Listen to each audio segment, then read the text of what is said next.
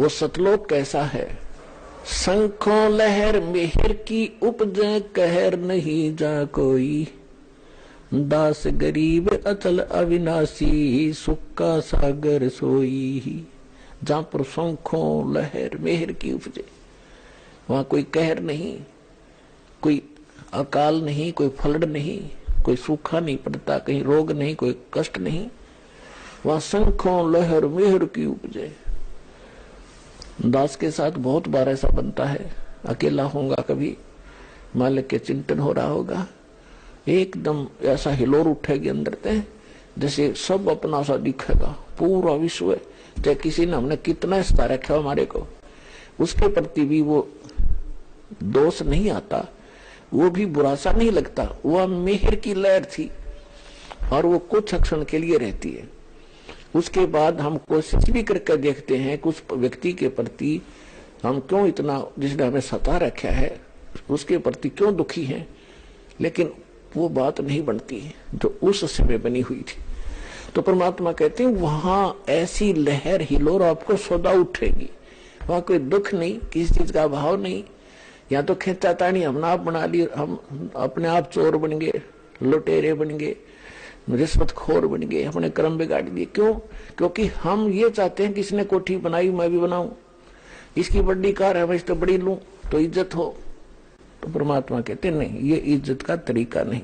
और वहां सतलोक के अंदर कोई कहर नहीं, तो यहाँ ये इज्जत का तरीका नहीं है, तो आपका कर्म बिगड़ेगा ज्यादा। और वहां सारी चीज सबको एक जैसी उपलब्ध है, एक जैसे आपके मकान, एक जैसे हर तरफ बहुत सुंदर। वहां का आपका जो रेजिडेंस है, यहाँ के राष्ट्रपति नहीं रख सकते, आसपास भी नहीं।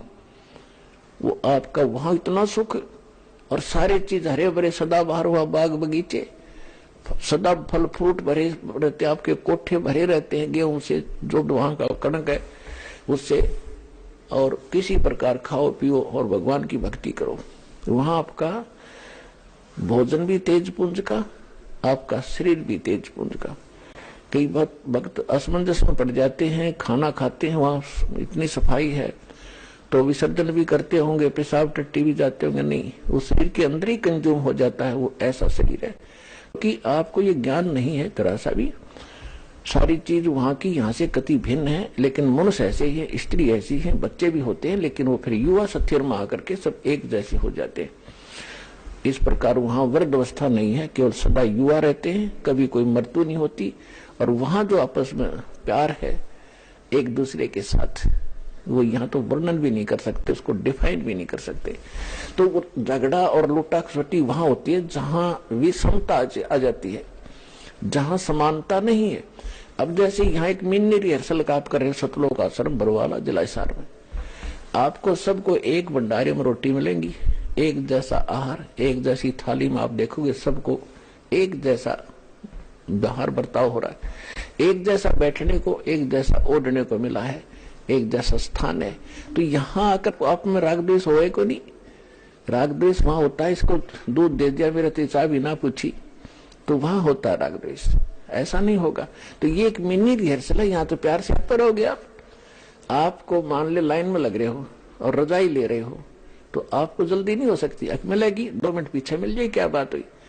तो वहां होती है थोड़ी सी उथल पुथल, जहां किसी चीज का अभाव हो जाए।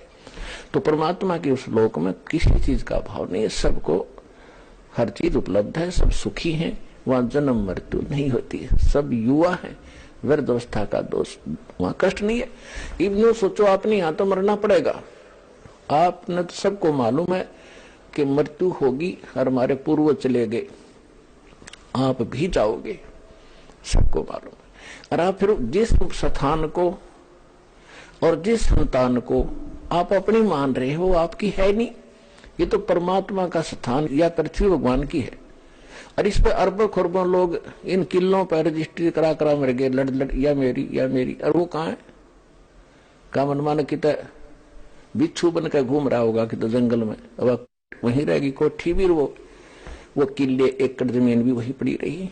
तो ये पूरी माल्य की माया है, उसी की संपत्ति है। और ये संतान, ये बच्चे आपके संस्कार वश जुड़े हैं, ये भगवान के बच्चे आपके नहीं है। और ये आप अपने मान भी रहे हो तो मृत्यु के बाद आप इनके नहीं रह सकते। तो इसलिए इस बात को आधार मान कर आपको रहना इन्हीं के अंदर है, क्योंकि आपका जो रोल है, भूमिका है, उसको पूरा करो, अपना पूरा करो, मालिक साथ रहेगा, आसानी से आपका आप लेखा जोखा सुलझ जाएगा। और फिर ये इरादा रखो कि फिर हम वहां जाएंगे सतलोक में, वहां की इच्छा बनाओ, इन पोते पोतिया में, इन कोठी कोठिया में यहां आशा मत रखो। इस ज्ञान से रह भी नहीं गई, मूर्ख होगा तो बेच सकते, और रहेगी तो आप फिर वापस आ जाओगे यहाँ पर। जहां आशा ता बासा हुई, मन कर वचन सुमरियो सोई, ये विधान है। तो हम आशा सतलोक की बनाई, वापस इसी घर की नहीं बनावे। और यहाँ आगे उन्होंने भैंस बन के आ बैठे, अपने घर में भैंस बन गए, बता दूध ना देंगे तो घर वाले लठ मारेंगे, इंजेक्शन ठोकेंगे, तो के फायदा वापस यहाँ की आशा रखने का। कुत्ता बन के आगे तो टूक नहीं दे, द्वार पर बैठे रहना, कोई जूठा टोक कभी सुधा होगी तब डाल देंगे, ना बैठा रहोगे। तो ये सच्चा ज्ञान है, ये भगवान का दिया हुआ है, किसी डूम बाट के गीत नहीं है, कोई स्वार्थी व्यक्ति का बनाया ये विधान नहीं है। तो इसको आपने आधार बनाकर जीना भी है और ये भक्ति भी करनी, तभी आप यहाँ से छूटोगे और सतलोक में जा बैठोगे।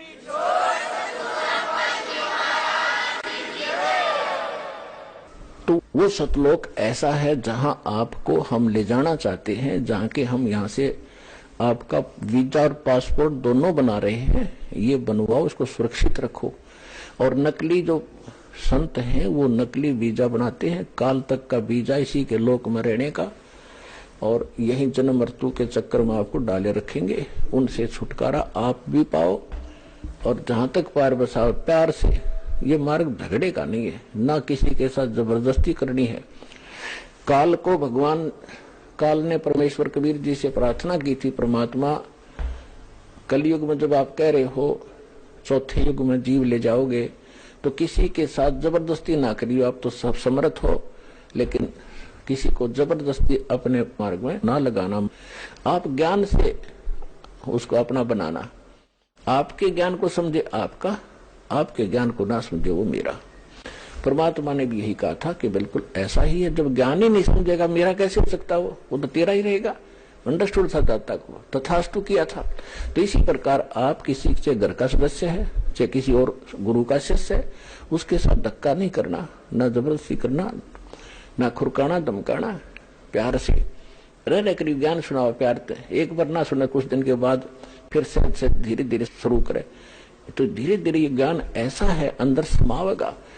जरा सी भी चर्चा होगी तो उसके अंदर की जो खलबली मच जाएगी उसके, और कुछ दिनों के बाद वो फिर अपने आप मालिक के मार्ग पर आ जाएगा। तो ये तरीका है। अब जो प्रश्न चल रहा है कि परमात्मा स्वयं आते हैं और ये यथार्थ ज्ञान को सुनाकर हमें इस दलदल से निकालना चाहते हैं। आज तक हमें ये ज्ञान किसी ने बताया नहीं, हमें कोई ऐसा भगवान बताया नहीं। अब पहली बार कोई सुनता है तो एकदम उथल पुथल हो जाती है उसके साथ, ये कैसा व्यक्ति है, ये कैसी बात कह रहा है, हमने कभी सुना ना देखा, ये सब झूठ पावेगी। और जब वो प्रमाण मिलाता है तो ठगा सा रह जाता है कि सचमुच हमारे ग्रंथ, हमारे प्रमाण, और हमें ज्ञान नहीं था। तो फिर उसके रोने के अतिरिक्त उस भगत के पास शेष कुछ नहीं बचता। फिर वहां आएगा, 2 दिन पीछे आएगा, पूरा विश्व नाम लेगा इस दास से। अगर किसी ने सुखी होना है, मोक्ष कराना है, ये परमात्मा का आदेश भी है अपने बच्चों तक, वो अब इस ज्ञान को ये पहुंचा कर ही छोड़ेगा।